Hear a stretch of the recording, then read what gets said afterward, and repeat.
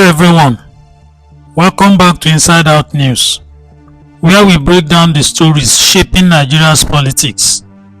We don't only break the news, we break them down. Today, we're going to be discussing how Obi can win the presidential ticket in ADC Primaries. Welcome back to the channel. Today we are breaking down one of the biggest questions in Nigerian politics right now. How does the African Democratic Congress, the ADC, actually produce delegates who will vote for a presidential candidate? And more importantly, what strategy could Peter Obi use to win the ADC ticket if he decides to run under that platform? Let's explain the delegate system first. Let's look at the process. In Nigeria, the Electoral Act gives parties three options: direct primaries, indirect primaries, through delegates, or consensus.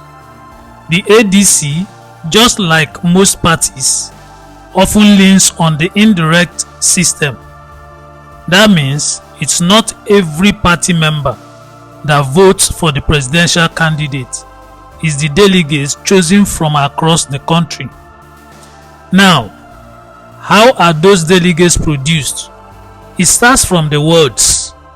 At the World Congress, registered card-carrying members gather to elect ward officers and, importantly, to pick those who will move up as delegates. From the ward level, it flows into the local government congresses and then up to the state congresses. By the time the process reaches the National Convention, the delegates who came out of that chain are the ones who line up to vote for the party's presidential candidate. Here's the key. ADC's constitutions lays out the structures: world congresses, local government area, state congresses. But it does not give a fixed formula for how many delegates each ward or state produces. That gap means whoever controls the ward level practically controls the delegates that show up at the National Convention. Here is Obi's winning strategy. So, where does Peter Obi come in? If Obi wants to secure the ADC presidential ticket, the strategy is simple but powerful. 1. Massive registration drive. Mobilize obedience in every ward of the federation to register and become card-carrying members of ADC. 2. Dominate the ward congresses with sheer numbers. Obedience can elect ward officers and ensure their people become delegates. 3. Cascade the control upward. Those ward victories flow into local government and state congresses, guaranteeing strong representation when the National Convention comes. 4. Protect the process. Have legal and observer teams on ground to prevent foul play, exclusion, or manipulation of delegates lists. Let's be honest, in any free and fair process without transactional politics or backroom deals, Peter Obi stands a very strong chance. Why? Because numbers don't lie.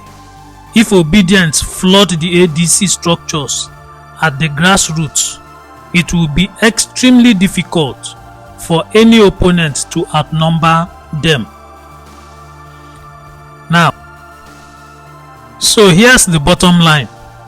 The road to the ADC presidential ticket doesn't start at the National Convention. It starts at your ward. Whoever controls the wards controls the delegates, and whoever controls the delegates controls the ticket. And if Obi and the obedient movement play this game smartly, card by card, word by word, the path to victory in ADC is wide open.